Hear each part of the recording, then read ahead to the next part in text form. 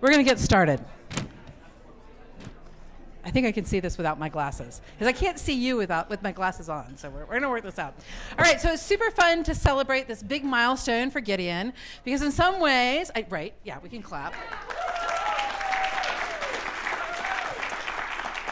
It's both like a big achievement, which is sort of the ending of something, but also the beginning of your being an associate professor with us.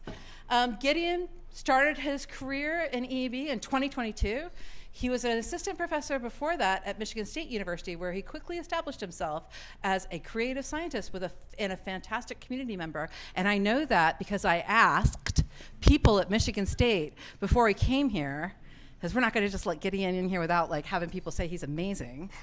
But since arriving in Ann Arbor, he's continued in his excellence. I hear that he has a deep respect for messy things. He likes to spend time at the field station, so he understands messy data and likes natural ecosystems, in spite of the fact that he generally sits behind his computer and does mathy things that have something to do with evolution, I'm told. Gideon's tool development has become essential to how most evolutionary biologists do evolutionary biology and think about it. So he's been really leading the field in this area. His research has explored how geography and ecology jointly shape genetic variation, and his collaborations span from rattlesnakes and primates to plants and marine systems, which are the words that I know from the work that you do. I'm just kidding. Gideon is also a phenomenal mentor and teacher, known for his clarity, his sense of humor, and his ability to make tricky statistical models feel intuitive. I know this because my lab group is constantly in Gideon's office asking him for statistical advice, and they all come out much better informed than when they left my office.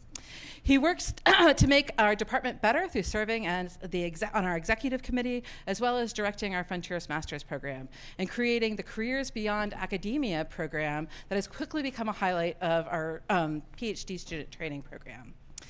And then there's the other side of Gideon. The one that many of us admire just as much, the one who is quick with a joke but is always cheering everybody on.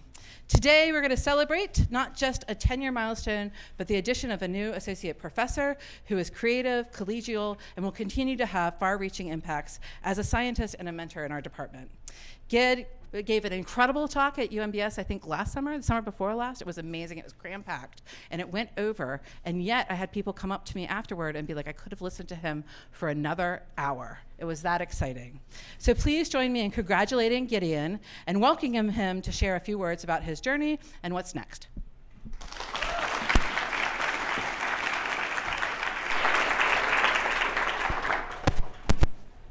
Thanks, Amy, for that wonderful introduction. Can folks hear me okay? Okay. All right, well, so I'm Gideon Bradburd. I'm an associate professor now. And so I'm going to be talking today about evolution in space, incorporating geography into statistical methods for population genetics. And the outline for today's talk is shown here. So I'm going to give a brief reintroduction of myself. You know, I was hired here pretty recently, so many of you may remember me, but I'm not reusing many of the same slides from my job talk.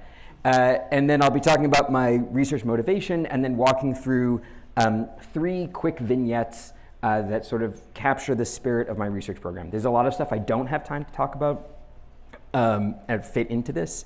But if one of those things is something that you wanted me to talk about and I don't, please come and find me. I'm always happy to chat about science. Okay, so let's dive right in. So this is me reintroducing myself and giving a little bit more background color than I did in my job talk maybe. So my first real job in biology was in 2006 when I was hired on to be part of a field expedition to Suriname to collect birds for the Peabody Natural History Museum. So there's me like a million years ago, right here. And Suriname, for folks who don't know, is on the sort of the northeast shoulder of South America in the Guianan Shield. And this was a pretty wild experience. They gave a bunch of children some shotguns and sent us out. I was, whatever, 19 or 20, and they sent us out and said, see you in 2 months. And we collected a bunch of birds and saw a lot of really extraordinary wildlife. And also, a lot of bad things happened. But we all survived. This is where I spent a bunch of time that I was working. This is in the Cipolloini Savannah, which is right on the border of Brazil. It's hard to see, this is a landing strip that was mowed by machetes every 2 weeks. Landing strip. And we sort of lived in these huts. And it was an extraordinarily formative experience. It was part of the reason why I'm now, a computational biologist. And at the time, I was talking about this in the grad student lunch today. At the time, I wasn't like, oh, what I really want to do is statistical method development and population genetics. But in retrospect, there are sort of seeds of things that I was thinking about at the time that sort of led me to where I am today. So one of those was that we were working in these Burlepsia palm swamps, which were scattered here and there throughout the entire savanna. And there's birds that specialize in these Burlepsia stands. And I was really curious then, and this is sort of something that is a thread that is maintained into the modern day, about how birds got around and other organisms got around between these different stands and how they treated or perceived the matrix of non-palm habitat around these areas where they spent time. Obviously, people who study birds are fools and moral degenerates, looking at you, Ben. So the next summer, I decided I wanted to do more field biology, but not work with birds. And I went to Costa Rica and was working mostly on this species, which is the variable harlequin toad, which was declared extinct in the late 90s and then rediscovered. And this was, I think, like the 32nd or 33rd one that had been seen since the rediscovery. And I saw lots of other organisms, and it was I liked this much more than doing bird work. One of the things that I was also working on was studying the flow of chytrid, this amphibian pathogen, around different water systems in this site that I was working in. So I would walk around with this tiny little dip net and sample these tadpoles from all over. And again, in retrospect, there's a sort of a thread here that connects to the modern day, which is I was really curious about how chytrid, as well as the amphibian hosts, perceived these waterfalls or other large barriers and how they were able to spread across them or not. When I started my PhD at UC Davis, I was working on, I created a project on the ecology of tick-borne disease in the West. I still find this really interesting. I haven't really done anything with it professionally, but it's a literature I still like to follow. And for folks who don't know, there's a really fascinating natural history there, which is so here's a western fence lizard, which is one of the most common lizard species in the West. And if you zoom in here, it's maybe a little hard to see, but there's this little shiny thing in its nuchal pocket. And that shiny thing is an engorged tick.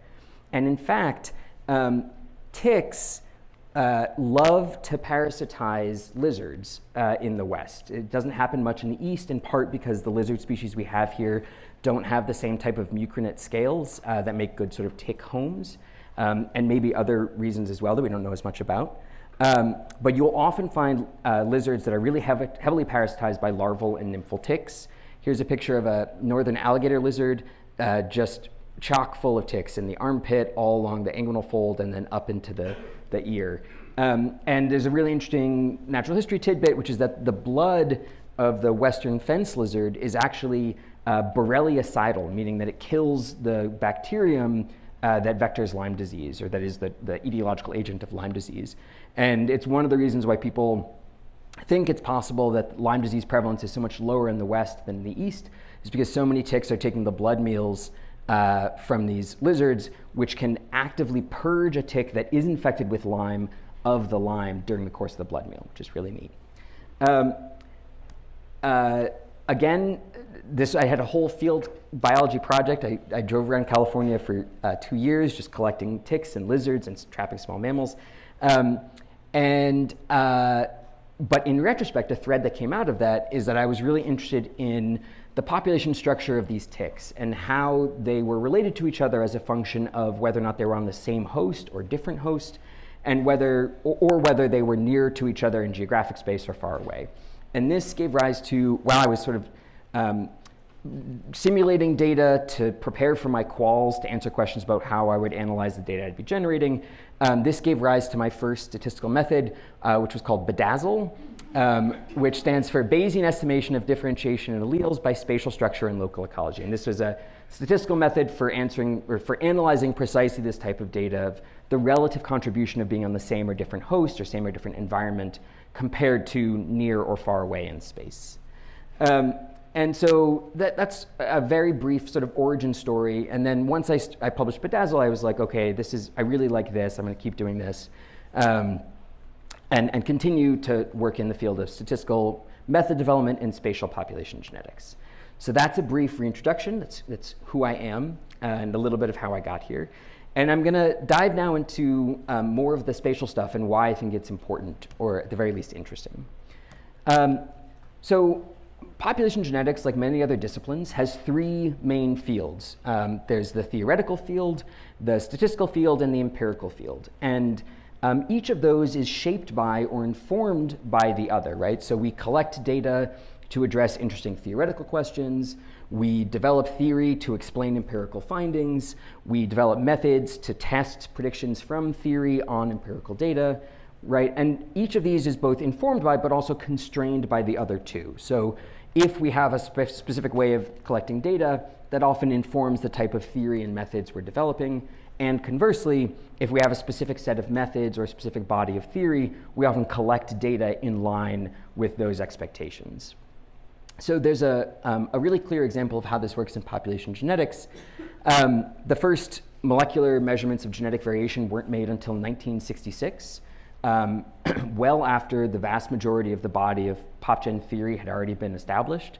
And this is a screenshot of a table from those first papers by Hubby and Lewontin in 1966 of different loci or different alleles at a couple different loci and their frequency across different collecting localities, across these 6 different collecting localities.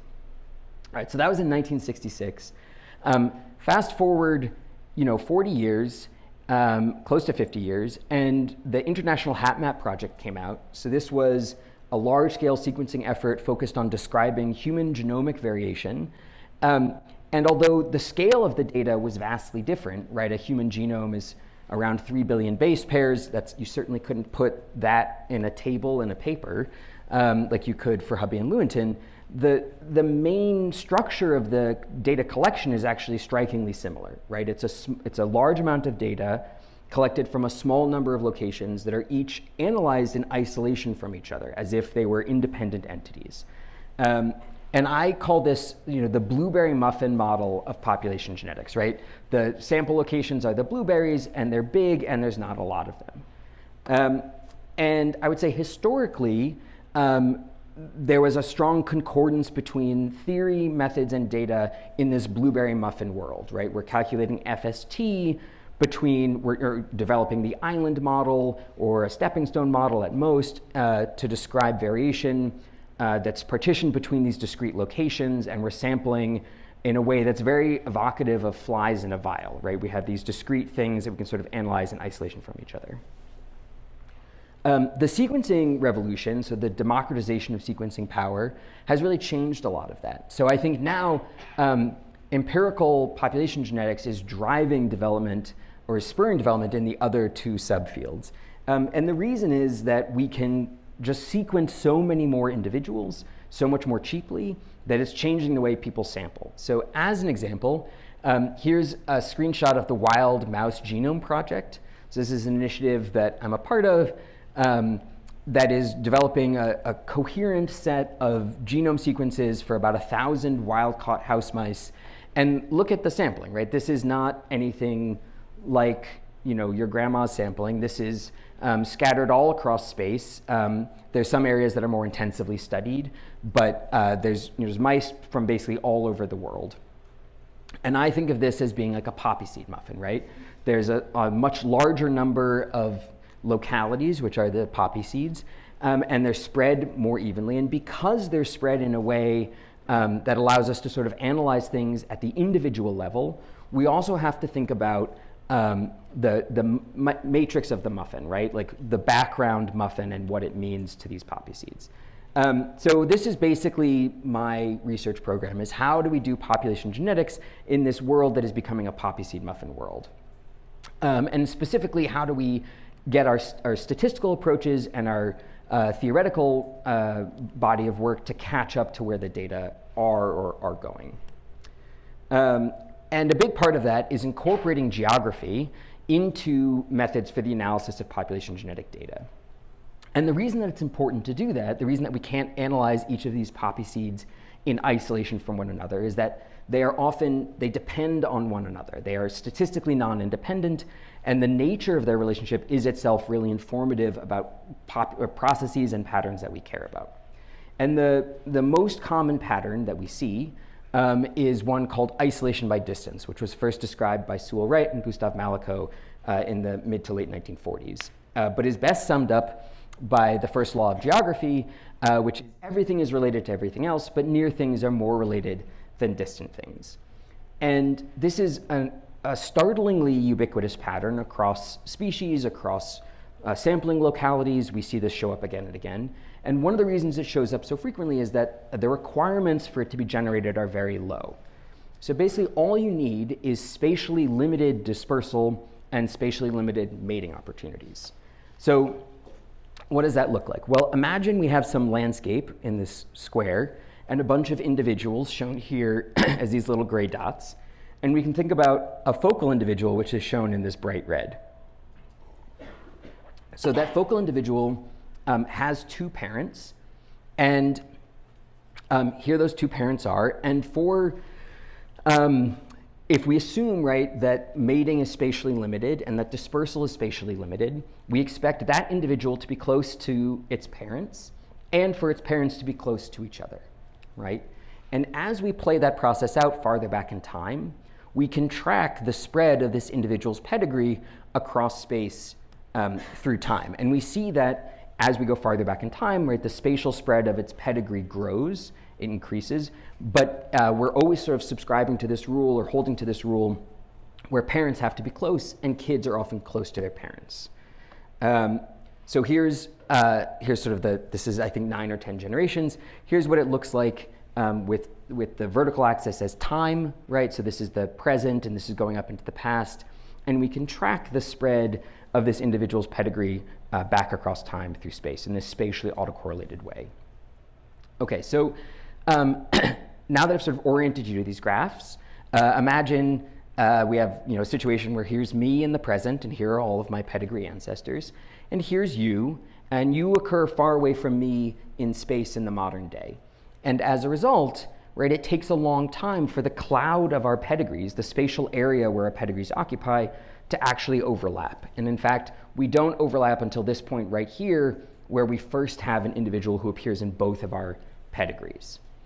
And that means that you and I can't be genetically related. We can't have inherited a piece of genome from the same individual until at least this far back in time, because that's the earliest that our pedigrees overlap.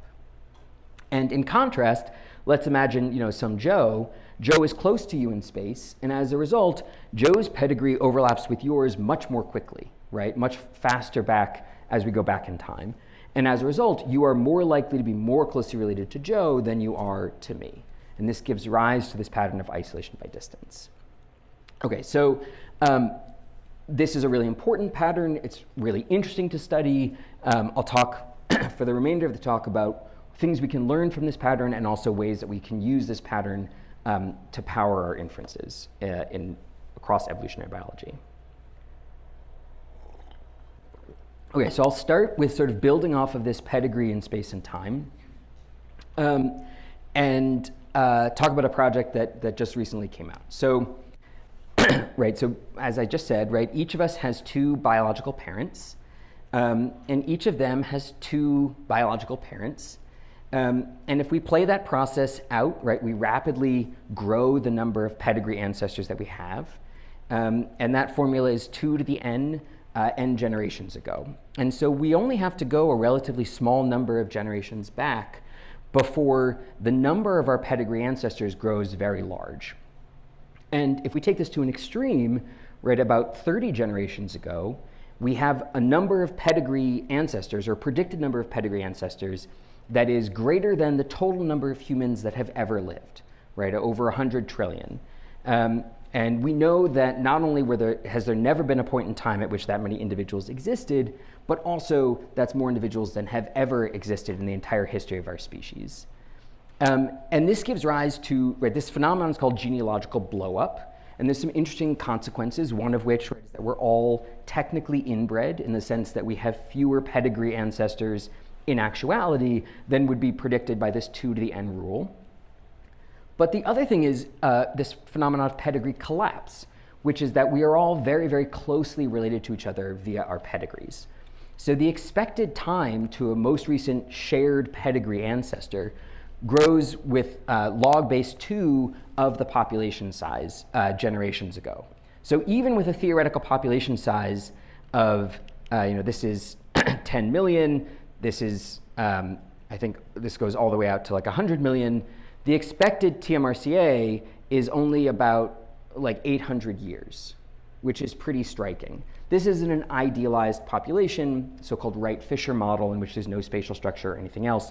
But even if we take that into account, subsequent work has shown that basically anyone who was alive in humans about 3,000 years ago is the pedigree ancestor, anyone who was alive 3,000 years ago who left any descendants to the modern day is the ancestor of everyone alive today, because all of our pedigrees overlap so extensively so recently in the past, which is kind of shocking.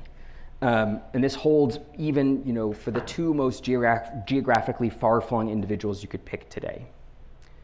So that's the pedigree, right? But we don't ever really get to see the pedigree. There's some examples of, the Quebecois have kept really good records of who married whom in the little churches that they have. And I think Finland is trying to do a really good job of recording a pedigree of everyone in Finland. But in general, very few of us know the names of our ancestors more than 4 generations ago, let alone where they lived or what they were doing. And what we get to observe instead, right, is the genomes. And that's basically the entire field of population genetics, and arguably much of evolutionary biology is predicated on sampling data in the present to learn about the past.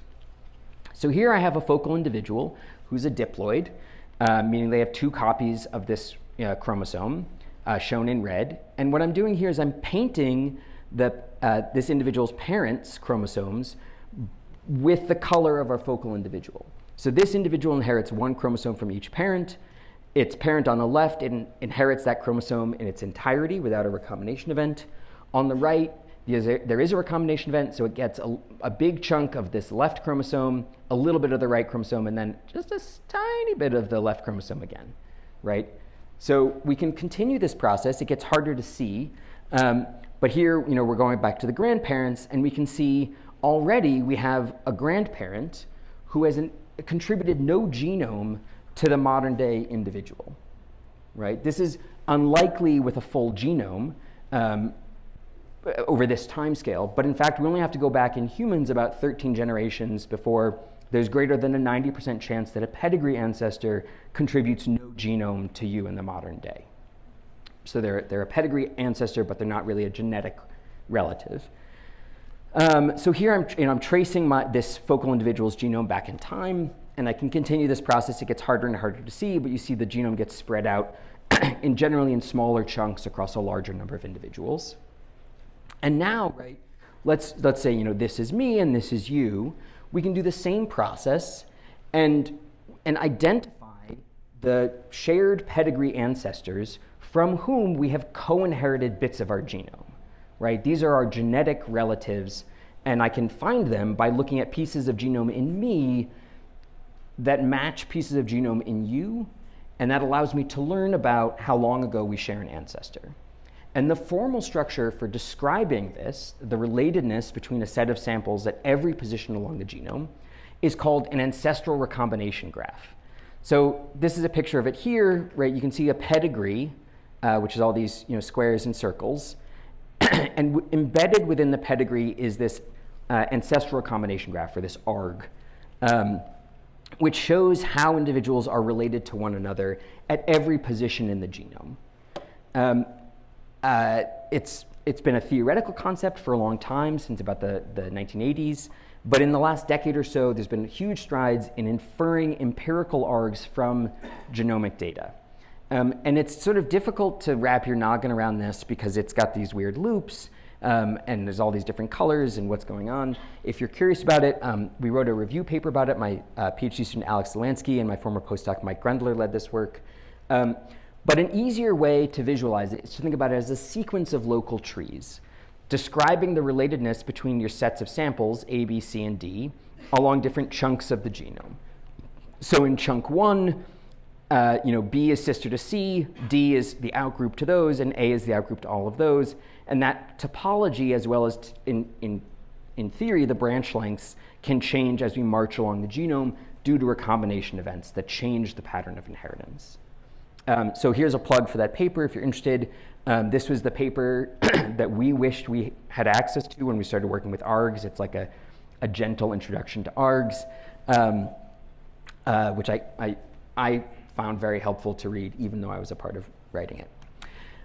So the work that we did sort of piggybacks off these advances in inferring ARGs to infer the geographic locations of shared genetic ancestors, not just who are these individuals that I'm inheriting some of my genome from, and you are too, but where did they live in space? And the way that we can learn about that using only modern data is to assume we know the locations of modern individuals, like where they were sampled in space. So that's shown here for individuals 0, 1, and 2. And assume that we also know this ancestral recombination graph, this sequence of local trees that we can smush all together to create the ARG.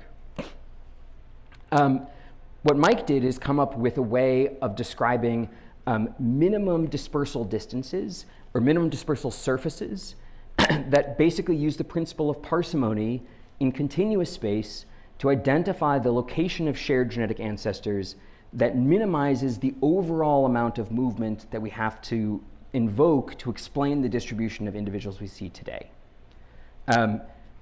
You don't worry about these equations. I deliberately made them too small to read.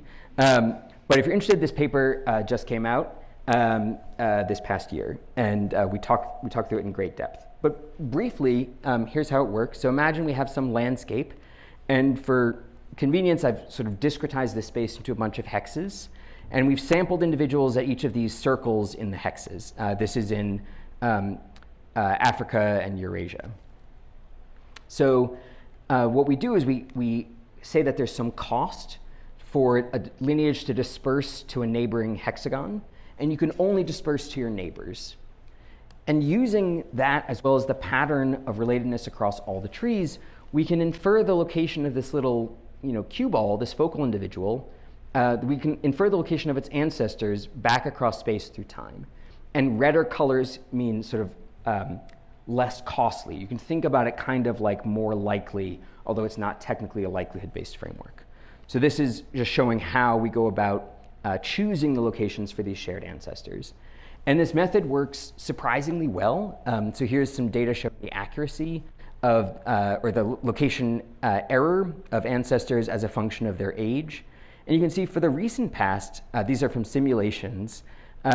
This is a log scale. So we do really well up until about 1,000 generations ago. And then beyond that, we're just guessing because there's not a ton of information we can use to sort of calibrate where our ancestors could have been. There's also so many ancestors that it's hard to do a good job. So we convinced ourselves this method works pretty well for simulated data. And then we applied it to a data set of about 1,000 humans. So this is an individual gene tree. So a specific locus in the genome on chromosome 18 between base pairs, whatever this is, 591,000 and 592,000. And these branches are colored by how old they are. So the darker red is older branches. And you can see, right, lots of this light white connecting all the samples. Everyone's very closely related to each other in the very recent past. But matching what we know about human origins, the darker red branches are in northeastern Africa, reflecting the out of Africa expansion, as we understand it. So that's a single gene tree, and then this is the whole chromosome 18. And you can see, right, the same pattern. We see this background of light peach, everyone everywhere is very, very closely related to one another, but we can recover what we know about the origin of humans from Northeast Africa with the pattern of expansion. And here's just a simplified way of looking at this. So here's a focal node who sampled somewhere in Scandinavia, and this is the mean path of that individual's ancestry backward in time. And I really like this figure because I think it does a really nice job of illustrating a lot of things I find frustrating about personalized genetic ancestry reports, right? Like, you're 30% Irish or whatever, right? Like, this individual is arguably 100% Scandinavian, or at a different time horizon, 100% Eastern European, or at a different time horizon, 100% African, right? In the sense that it is inheriting its genome from individuals who lived in this geographic region, and that geographic region where those ancestors are changes as a function of time. So that's not to say that 30% Irish is wrong, it's just missing an important disclaimer, which is 30% Irish in some time horizon, which for personalized ancestry companies is usually like the last 100 years. And this is another way of showing that same thing. So here we've broken up the map into all of the samples from modern day Africa, Eastern Europe, Western Eurasia, and the Middle East. And we're showing for different time horizons, 10,000 years, 100,000 years, 200, and 500, where most of their genomes are coming from. And you can see in the recent past, it mostly is reflecting their current geography. And as we go farther back, it converges on the exact same answer, because everyone's ancestors at this point in time are everyone's ancestors at this point in time, right? Again, these are, we don't know for sure. There's no way to ground truth these data without a time machine, but this does match a lot of what we know from both archaeological data and other genetic studies about how humans occupied the world. Here's just another summary of this graph. This is showing the ancestry flux. So for every 2 hexes, it shows the direction of greatest migration that connects them. And you can see this sort of tree really nicely matches, again, what we know about the Bantu expansion into South Africa, the colonization and eventual displacement of Neanderthals in Eastern Eurasia and Western Eurasia around the same time, and then the subsequent colonization in the very recent past of like Beringia and Southeast Asia. And one thing that I really like about this method is it allows us to look at the amount of flux, the direction of dispersal, and the intensity of that dispersal as a function of time. So here what we've done is we've sort of drawn a little line across Northeast Africa, and we've counted all of the lineage that we infer crossing that line out, which is shown in yellow, or back in, which is shown in green. And you can see there's a really clear peak in the intensity of ancestry flux out of Africa, around 125,000 years ago, which then sort of dies back down to a baseline rate. So I'm very excited about this framework. We're trying to extend it in a bunch of different ways, including allowing there to be different costs of dispersal across different types of landscapes, and then also trying to infer the locations of individuals who are genotyped but of unknown provenance, like a sample of ivory that's seized by a government from poached individuals or poached elephants or whatever. Where is that ivory being taken from? We can genotype the ivory, but we don't know where it's from. And I think this type of framework we can use to identify that. Potentially also working with invasive species. Okay, so that's a brief walkthrough of how we can look at this sort of medium time or the shallow time interface of pedigrees into ARGs or into tree sequences. And I'm going to take a step into a slightly deeper time zone now and talk about fitting isolation by distance curves. So,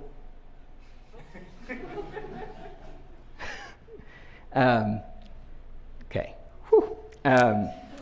Okay, so, all right, I've already talked about this pattern of isolation by distance. And many people who collect population genetic data in the field end up developing, a bunch of plots that they look at to see if the data makes sense, like a PCA or a structure plot or a whatever, site frequency spectrum.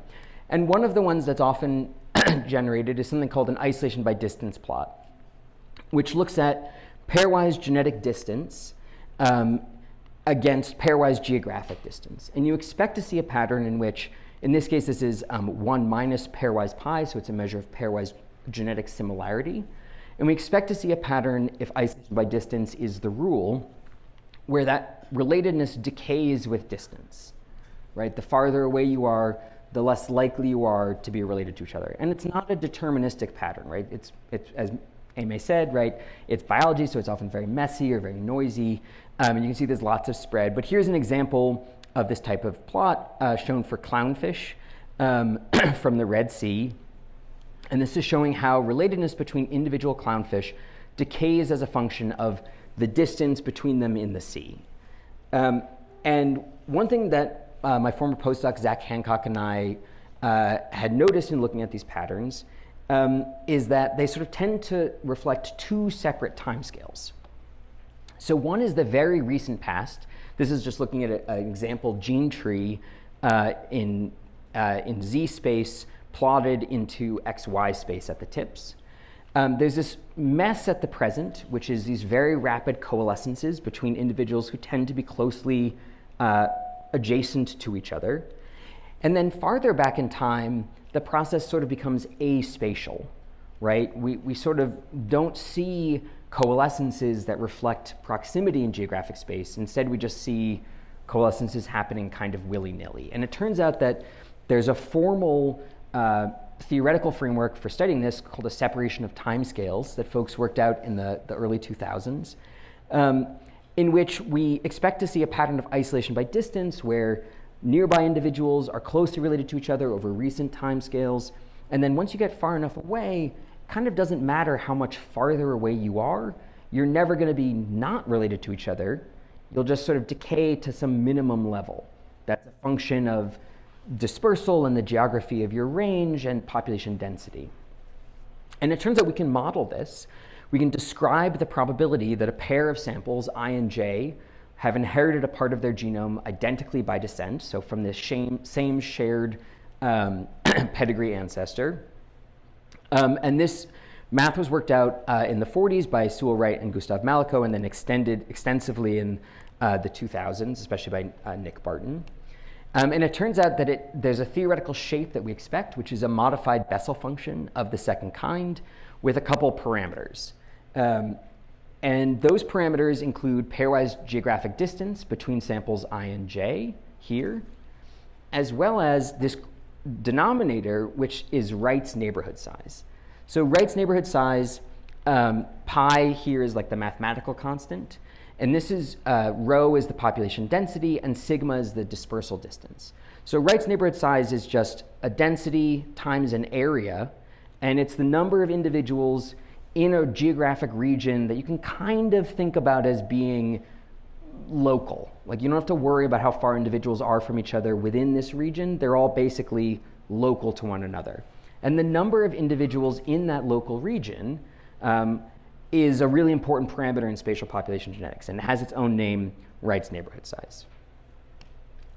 So it turns out we can model this, and we can model relatedness between samples as a property of both things that are inherited identically by descent and things that are not inherited identically by descent. And if you haven't inherited the same piece of genome identically by descent from the same ancestor, you're still related to each other, right? It's not like you can find two humans who share no genome in common. We're all extraordinarily closely related to each other. We share 95% of our genomes with chimpanzees.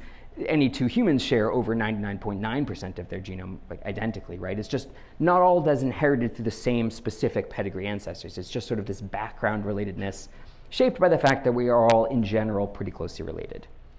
And so we can fit these two parameters pretty well to describe the patterns that we see. So the first one is a function of Wright's neighborhood size, and it describes this sort of exponential-ish decay of relatedness. And then the second one is this dotted line, and it's the asymptote. You can think about it as the asymptote that this line approaches. No matter how far away two clownfish get from each other, they're not going to be zero related. They're just going to be this much related. And this is a parameter that we can fit from the data. So this works quite well in simulations, in continuous space simulations. My postdoc, Zach, who's since moved on to Augusta College, has a package called Sandworm, which stands for Spatial Analysis of Neighborhood Size and Diversity using Wright Malico. You can tell that naming methods is a big part of what I find enjoyable about my job. So it works pretty well. And it allows us, again, I just want to come back to this, it allows us to estimate these two parameters that we care a lot about. One is Wright's neighborhood size, which is this parameter that controls how closely related individuals are on local scales or on short spatial scales. And then the other is this deep time diversity, this asymptote, which is the expectation of the maximum divergence between any two pair of individuals, regardless of how far away they are from each other. So I'm not going to talk a ton more about this method, but I wanted to give you a teaser of it because it sets up the last vignette I'm going to talk about. So this last vignette is work that's unpublished. There's a preprint out, but I very much welcome feedback on it. And it incorporates this fitting of isolation by distance curves. And here we're taking one further step back in time and looking across much larger timescales. So we've gone sort of from shallow to deep here. So if we look across species, right, so when folks first started to look at population genetic data in the 1960s and 70s, one of the most striking things was how much diversity there was. Everyone sort of thought, well, if everything should be, if evolution by natural selection works, shouldn't every species just sort of be identical because they should all have the exact same genotypes because those are the best genotypes? And instead, what they found was a ton of diversity, and no one really knew what to make of it. And a really smart guy named Richard Lewontin described this problem of understanding the distribution of diversity across species as being the central problem of population genetics. And we still don't really have a great handle on it. We're still in the phase of sort of generating estimates of population genetic diversity at the species level and trying to come up with hypotheses to explain it. And so I was really interested in this problem. For folks who haven't read Dick Lewontin's writing, it's really great. He was a phenomenal communicator and a really impressive scientist.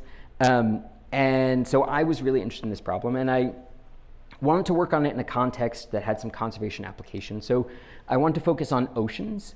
As everyone in the room hopefully knows, right, the climate is changing in ways that are very scary, and oceans are being really strongly impacted, in part because, right, oceans are made of water, and water is really good at absorbing heat, and so they're getting quite a bit hotter, and organisms are changing a lot in their distribution and their behavior and their abundance in response to this heat, right? Most strikingly with things like coral bleaching events, but in all other ways as well. So because how much a species responds or how a species responds to climate change is a function, at least in part, on its genetic variation, how much genetic variation it harbors and where that genetic variation is distributed across its range. I wanted to study this problem of genetic diversity, what explains it across marine species. So the folks I was working on, or I am working on this with, are my former postdoc Rachel Tobolowski, who's now furloughed but works for the Forest Service, and Reed Brennan, Eric Crandall, Joanna Kelly, Jamie Pringle, Cynthia Reginos, and John Wares. And we're sort of a bunch of different hats. It's like a heist crew. There's like a bioinformatician and an oceanographer and a bunch of like mariner nerds.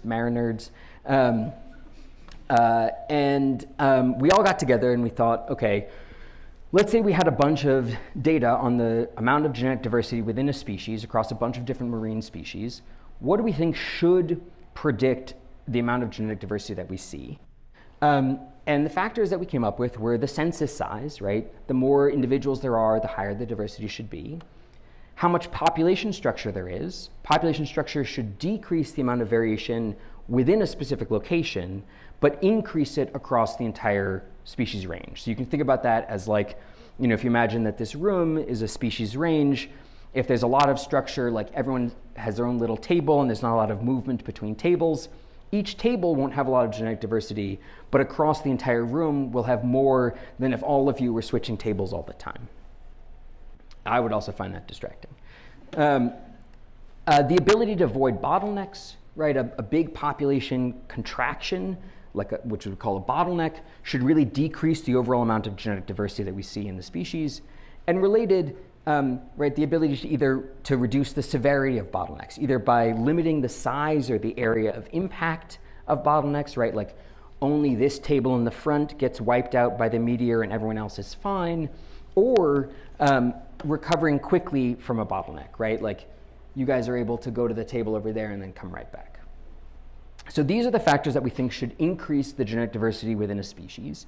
And we wanted to test these hypotheses. So we went out and we collected we aggregated existing genomic data from 93 species that are in the sea. So this is a phylogenetic plot of our sampling. You can see we've got a lot of diversity. There's a lot of fishes, as you'd expect, but also, sea turtles and mammals and ray-finned fishes and mollusks and crustaceans, darians. And this is fun. This is like a weird projection of the Earth. It's sort of like how the fish sees the world, right? So it's ocean forward. Here's the South Pole in the middle. Here's the Pacific Ocean, right? Here's South Africa. There's Tierra del Fuego. Here's Africa and India.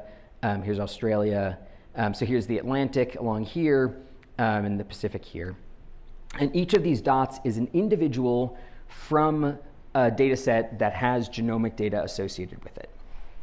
And so what we wanted to do is collect these data and compare genetic diversity in a way that is meaningful. And one of the first things we ran into was this problem of how do we compare, right? So imagine we have a species range here, right? Here's the big range, and here are all the individuals, the poppy seeds within it.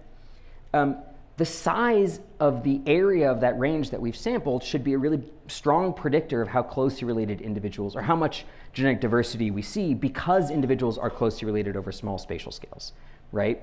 If I sample just this region here, I will estimate that there is less overall diversity than if I sample this large region here. And as you can imagine with marine species, sampling is widely and massively heterogeneous, right? Sometimes there's just like a trawler that happened to pick up 2 vampire squid as it crossed the Atlantic. And sometimes someone has gone out and sampled like every single clownfish in the Mediterranean Sea. So when we're thinking about how to analyze this, I thought to myself, hang on, I've solved this problem already. And it's this method that I showed you that Zach worked on, right? So a lot of this action that's happening as we go from a small scale to a large scale is happening over here, right? It's happening to describe this, or to capture this exponential-ish decay of relatedness. But what we care about in a way that's easily comparable is out here, is this asymptote. It doesn't matter how much of the species range we've sampled if what we're capturing is the asymptote, right? Because that should be pretty immovable or unchanging regardless of how much of the species range we've captured across, vampire squid versus clownfish. We did a bunch of other things, right? We tried to come up with a standardized bioinformatics pipeline for reanalyzing all of these raw sequence data, generating estimates of population genetic quantities that are robust to heterogeneity and missing data, which is a nightmare, a lot of cleaning of metadata, and estimating pairwise overseas geographic distances, which is a lot of work. So I have this picture of Sisyphus with Rachel's head on it, but one must imagine Rachel happy. So this is a big undertaking, but so we fit this sandworm model to every one of these data sets, and it gave us this, right? So it gave us estimates of the genetic diversity across these 93 species, which I'm showing here in the rank order colored by their taxonomic group. So you can see we have quite a bit of range, right? About 2 orders of magnitude, which is quite striking. We also, this is showing the data on the phylogeny. You can see that there does seem to be some phylogenetic signal in the sense that more closely related taxa tend to have more similar levels of species-wide genetic diversity. And what we wanted to, recall that we wanted to ask were which of these factors, census size, population structure, and stuff about bottlenecks, actually is predictive of the amount of diversity that we see. We can't really get estimates of any of these quantities in real life, right? Like, no one can count the number of anchovies in the sea, or pick your species. For most of these, Jake is looking at me like, well, I can do it. But I couldn't do it. So instead, we came up with proxies. So we collected data on traits for all these different species in our data set, and we focused on things that we could collect across this big swath of life, right? It's like 1.4 billion years of evolution on the tree of life. So first, are they iteroparous or semoparous? So breed multiple times or just once. Are they philopatric? Do they come back to the same place to breed? What type of spawning do they have? Is it internal? Do they nest? Is it external fertilization? Are they planktotrophic? Do their larvae eat while larvae? Do they show any planktonicity at all? Is any life stage planktonic? What's their pelagic larval duration? If they are planktonic, how long do they spend in the water column? How big are they? What's their average body size? How big are their eggs? This one's a proxy for fecundity, right? The larger the eggs, the less offspring we expect an individual to create. Are they benthic or not? How big is their range overall? And what's their mean range latitude? As well as how many ecoregions are contained within a range, and then of course the phylogenetic relatedness between all these taxa. So this is like a one-shot snapshot of all the data we collected. Here's our phylogeny, here's our sample map, here's all of our predictors colored by whether they're continuous or discrete, and then here's our response variable, the amount of species-wide genetic diversity. So the first result that we found is that phylogeny is predictive of similarity in genetic diversity, but especially over very recent timescales. So the red line is what we observe for our data, and then the black line are basically a null distribution that we got by permuting the tip values lots of times. And you can see the degree of correlation is a function of phylogenetic distance. This is a correlogram, and we're well outside the 95% confidence interval in the recent past, in like the last 750 million years, but the degree of correlation really increases rapidly towards the present. If we look across all of our other predictors, we see, I'm showing you here the marginal posterior distributions for each of the estimated effect sizes, and I've colored them by whether or not they are negative, decreasing diversity or expected diversity, or positive, increasing diversity. So in general, we see a huge spread. Some of the things made a lot of sense to us. Like if you're planktonic, if you have a larger range, that's this range extent is right here. That made sense that you would have more diversity, right? That should be correlated with something like census size or population structure or the amount of ecological complexity you contain. Those made sense to me. Some of them were very surprising. I would have thought that phylopatry should create more population structure within the range, which should lead to more overall diversity, and instead we see strongly the opposite, right? And conversely, right, planktonicity should be associated with dispersal, and if there's more dispersal, we should see lower diversity across the whole species range, and instead we see it increases. And so my big takeaway from this, looking at just range extent and planktonicity, is that the key feature is whether or not a species can avoid bottlenecks or recover from them quickly. And the more strongly, right, we know this from ecological theory, right, for folks who are taking Anschuman's class now, that the more strongly dispersive a species is, right, the more quickly we expect it to recover in a metapopulation framework. So this work is ongoing. Again, I'm really excited about it. I'd welcome any feedback. Come track me down in my office or body check me in the hall and we can talk about this. And I just want to end right, with a quick recap, right? I talked about sort of where I came from and why what I work on is important. And then sort of across 3 timescales, from the shallow to the deep, patterns of genetic variation across space and what we can learn from them and how we can learn about them. So with that, I just want to thank you for your attention and all of the Bradburd Lab folk through time, and some really excellent humans who helped and continue to help me in my life, especially my favorite scientist, my wife Marge, and my kids, Lou and Abe, and funding from the NSF and NIH, and again, you all for giving me tenure and then also staying to hear me talk. So I guess there's no questions after these tenure talks, so just applaud me and then leave.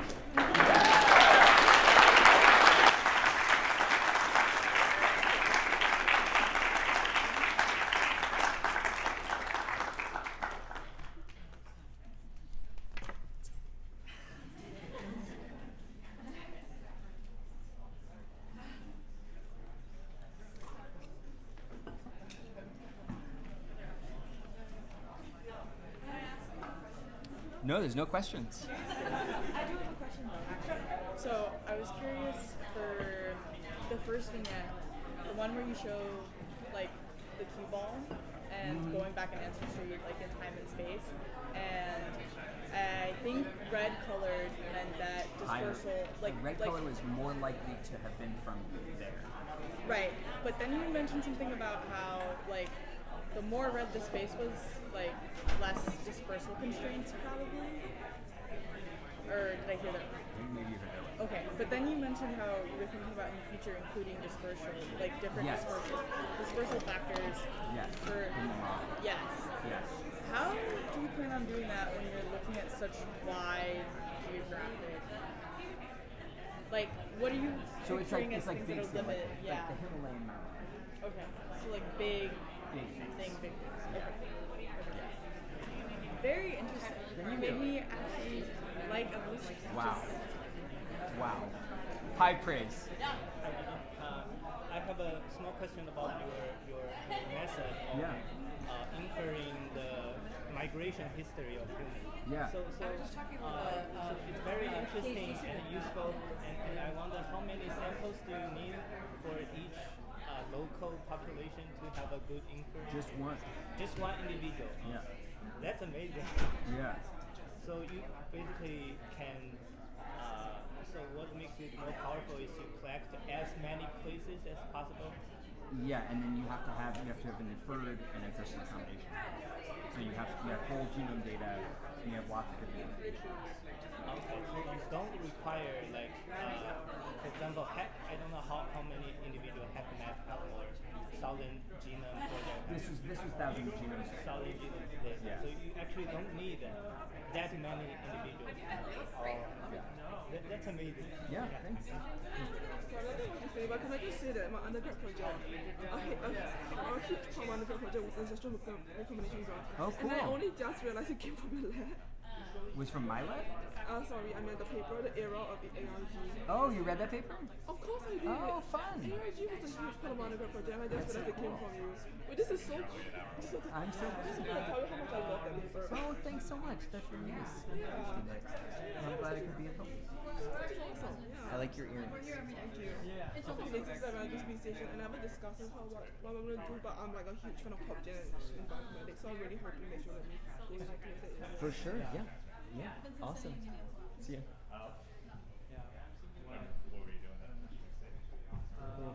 I have some thoughts. Some criticisms? No, not Extensive criticisms? Exciting. Well, I would love to check. So some of the problems that I've been thinking about and we've been tracking, if in your first string was a spatial one, you replace individuals as species.